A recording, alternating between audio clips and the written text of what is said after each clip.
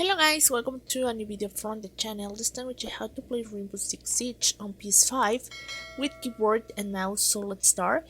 So for word and mouse you need to connect your peripherals to the console and then adjust in the game settings to enable the keyboard and mouse input. Rainbow Six Siege supports keyboard and mouse on PS5 and you can customize the controls to your link with the game options. So you have to first connect your keyboard and mouse, plug your keyboard and mouse into your USB ports on the PS5. If your device is plug and play compatible in PS5, should recognize them automatically.